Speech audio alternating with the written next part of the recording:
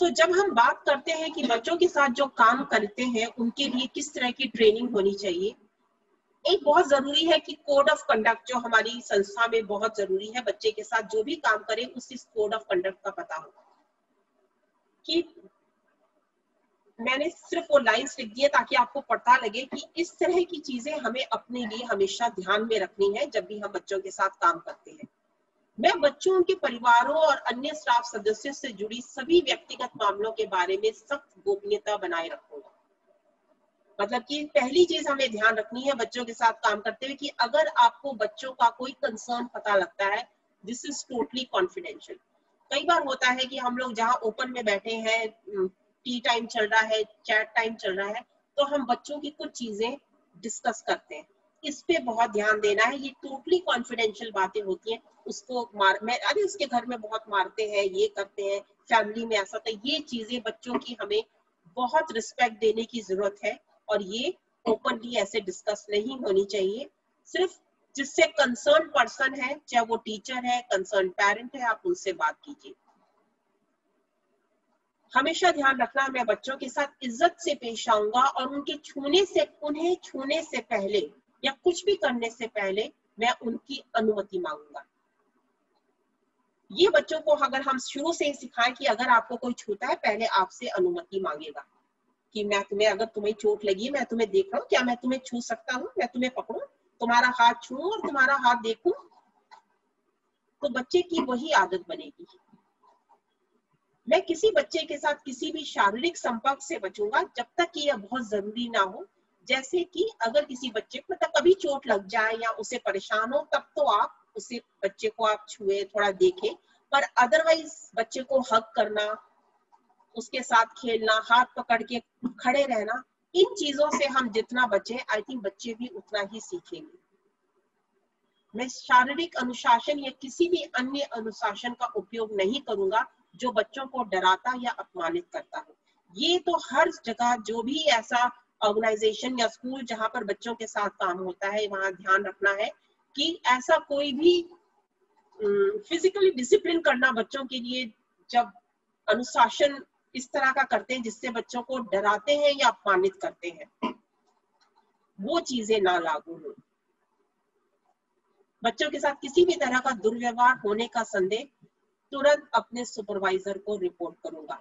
कि जब कभी पता लगता है कि ऐसा कुछ हुआ है, हर एक प्लेस, ऑफिस में, सेंटर में, ऑर्गेनाइजेशन में एक ऐसा पर्सन होना चाहिए जहां पर कि आप जाकर रिपोर्ट कर सके, क्योंकि कई बार लोगों को पता ही नहीं होता। मुझे पता तो लग गया पर मैं जाकर किसको बताऊं, कौन मेरी बात सुनेगा, कौन इसके बारे में काम करेगा। तो एक डेजिग्नेटेड पर्सन होना बहुत जरूरी है। और सबसे आखिरी जरूरी बात, यदि मैं खुद को बच्चे को नुकसान पहुंचाने के खतरे में पाता हूं तो मैं अपने सुपरवाइजर से मदद का अनुरोध करूंगा। आज शायद मैं बहुत डिस्टर्ब आई हूं अपने सेंटर में, मैं शायद बच्चों के साथ काम करने के हालत में नहीं हूँ, शायद मैं बहुत शायद घर से लड़की आई हूँ, अपने आपस में कुछ हो गया, तो कहीं मेरा गुस्सा बच्चों पे ना निकले।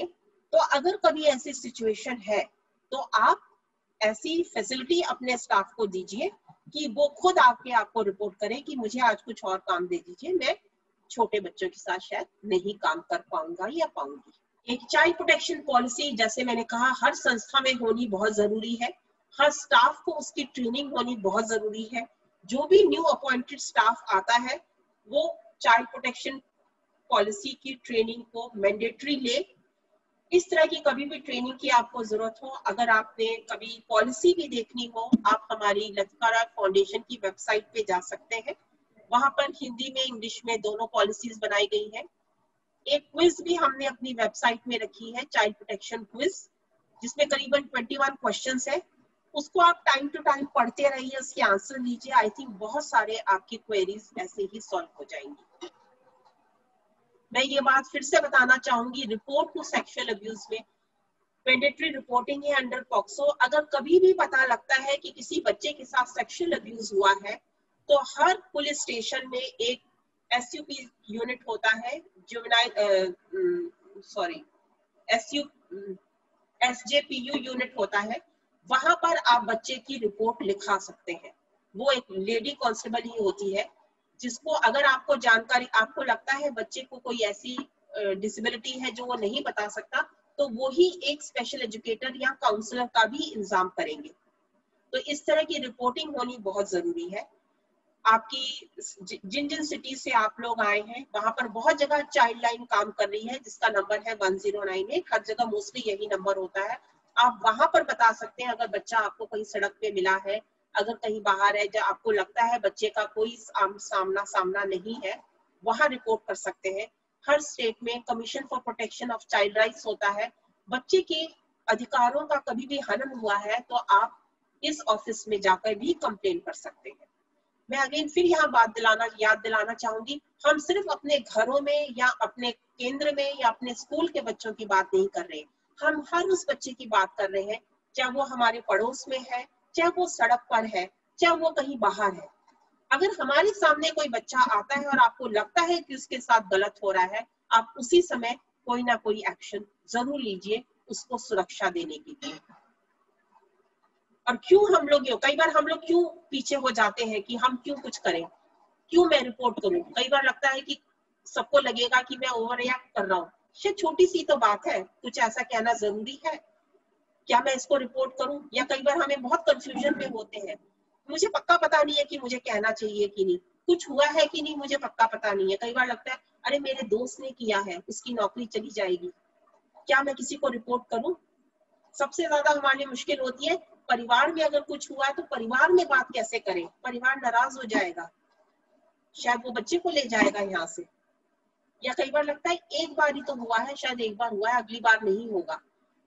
कुछ भी ऐसी सिचुएशन आने से पहले सोचिए, हम एक बच्चे की बात कर रहे हैं, वो शायद अपने आप को सेफ नहीं रख सकता, उसकी सुरक्षा की जिम्मेवारी हमारी है और पहला कदम भी हमारा ही होना चाहिए।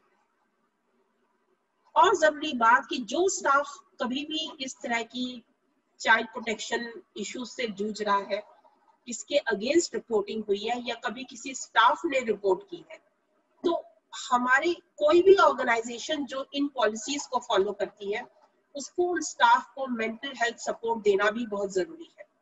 उसके आगे उसको किस तरह की सपोर्ट की जरूरत है, क्या परेशानियां आ रही है, उन चीजों पे भी ध्यान रखना बहुत जरूरी है। बच्चे को हमने एक सर्कल ऑफ प्रोटेक्शन देना है स्टाफ की ट्रेनिंग के लिए। वो कैसे हो सकता है? जब परिवार से अच्छे संबंध मिले, बच्चे के साथ एक विश्वसनीय रिश्ता मिले, बच्चे को संवाद करने में मदद मिले, सबको जागरूक और सतर्क रहने की जरूरत है, बहुत well defined policies and procedures होने की जरूरत है, बिकॉज चाइल्ड प्रोटेक्शन मैटर्स।